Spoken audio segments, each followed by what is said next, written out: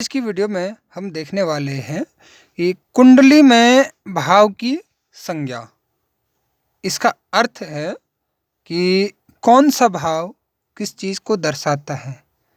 इससे पूर्व में हम कुंडली में उपस्थित ग्रहों की जो है कारक ग्रह और इनके बारे में जान चुके हैं। कौन से भाव में कौन सा ग्रह अगर उपस्थित है तो कौन सा कारक होगा और किस हिसाब से कौन से भाव में कौन सा ग्रह कारक होगा। इस चीज़ की जानकारी हम इससे पूर्व की वीडियोज़ में देख चुके हैं।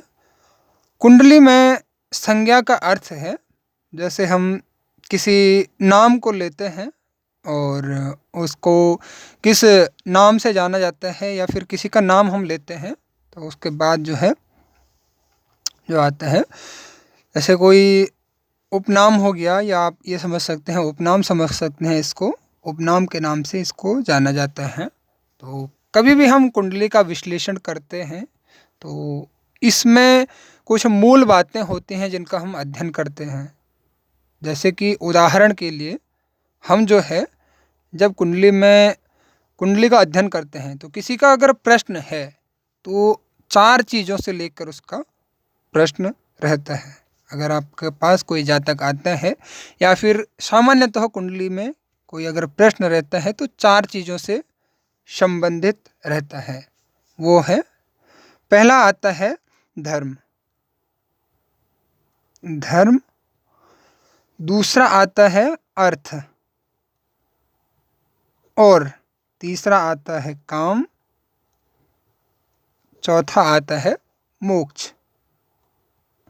किसी का भी कोई प्रश्न रहता है तो इन चारों जो है से रहता है, धर्म, अर्थ, काम और मोक्ष। कुछ भी प्रश्न अगर कुंडली में आता है तो इनसे ही संबंधित प्रश्न रहता है। जब भी आप फलादेश करते हैं तो इनसे ही संबंधित जो है प्रश्न और उत्तर जो है रहता है। अब हम कुंडली में देख लेते हैं कि कुंडली में कौन से भाव को किस से दर्शाया जाता है, यानी कि धर्म, अर्थ, काम और मोक्ष में से क्या उनके लिए उचित रहता है। तो सर्वप्रथम जो लग्न रहता है, यानी कि जो केंद्र में भी आता है और लग्न में आता है, तो लग्न को दर्शाता है। जब भी लग्न से संबंधित कोई प्रश्न होता है तो यहाँ पे ये आता है धर्म से संबंधित, यह आता है यहाँ पे धर्म का। वहीं अगर हम यहाँ पे बात करें द्वितीय भाव, जिसको कि हम जो है कुटुंब का भाव भी कहते हैं, तो द्वितीय भाव दर्शाता है अर्थ को जो है, यानी कि फाइनेंस से संबंधित, जो कि धन का भी भाव द्वितीय भाव कहा जाता है। और इसी प्रकार अगर हम कहें तृतीय भाव, तो तृतीय भाव दर्शाते हैं काम को, जो भी कामना रहती है उससे संबंधित जो है जो कार्य होते हैं, तो तृतीय भाव उसको दर्शाता है। चतुर्थ भाव मोक्ष को दर्शाता है। अब कई लोगों के प्रश्न मन में एक सवाल यहाँ पे उठ सकता है कि जैसे चतुर्थ भाव जो है वाहन आदि या भूमि से संबंधित भी होता है, तो ये मोक्ष को कैसे दर्शाता है। तो यहाँ पे उसको प्राप्त करने के बाद आदमी जो है संतुष्ट हो जाता है, या फिर एक प्रकार से जो उनकी इच्छा रहती है उसको वो पूर्ण हो जाती है, तो स्वयं ही जो है मोक्ष यहाँ पे बन जाता है। मोक्ष का अर्थ ही यही है, जो इच्छाएं हैं, जो यात्रा है उसका पूर्ण होना। और अगर हम 5वें भाव की बात करें तो 5वां भाव आता है धर्म का।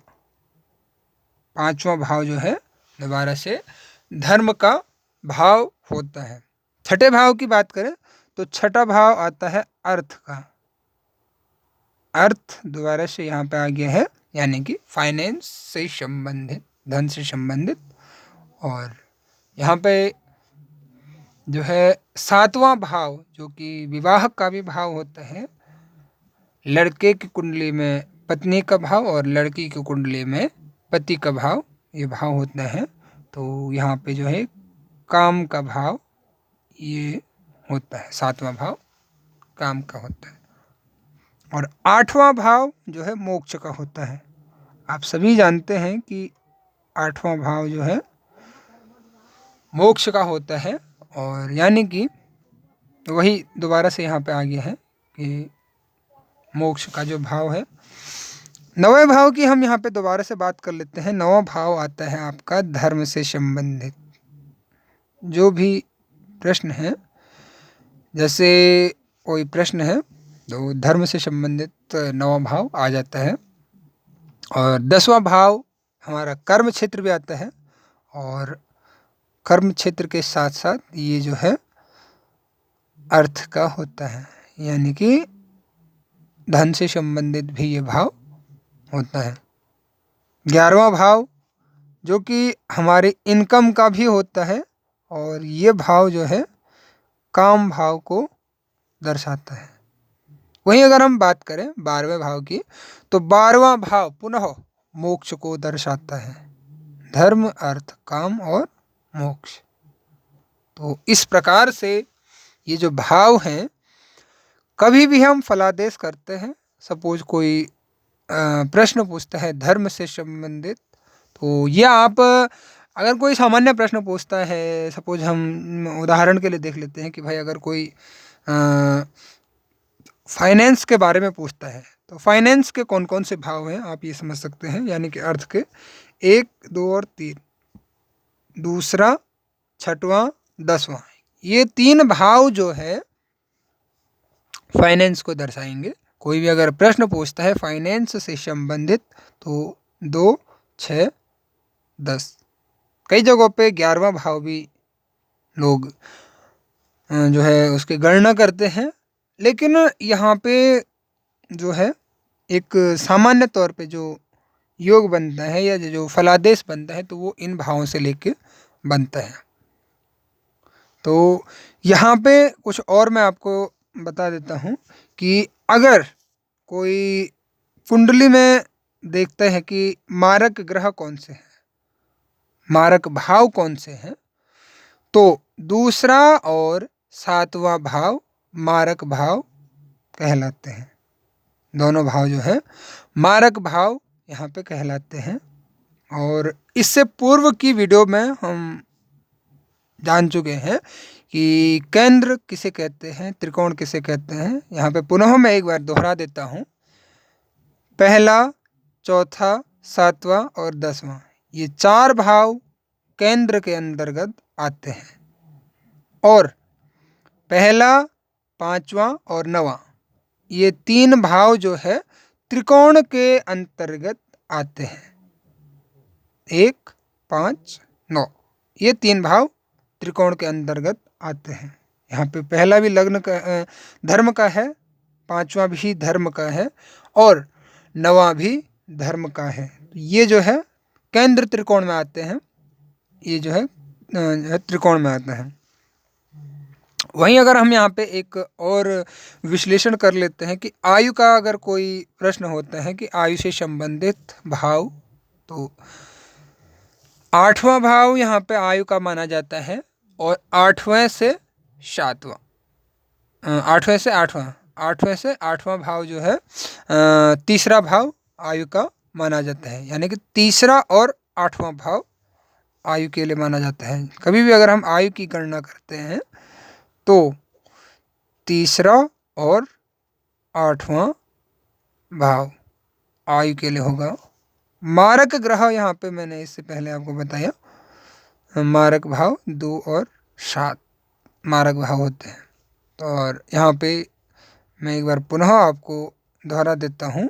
धर्म का होगा आपका लग्न, यानी कि पहला भाव, 5वां भाव और 9वां भाव, ये जो है आपका धर्म के भाव है तीनों। वहीं अगर हम यहाँ पे बात करें तो अर्थ के लिए दूसरा भाव, 6वां भाव और 10वां भाव, ये आ गया आपका अर्थ का, यानी कि फाइनेंस से संबंधित। और तीसरा भाव, 7वां भाव और 11वां भाव आता है आपका काम से संबंधित फलादेश के लिए। और चतुर्थ, आठवां और 12वां। ये भाव आता है आपका मोक्ष से संबंधित फलादेश के लिए मोक्ष का भाव यहाँ पे कहा जाता है।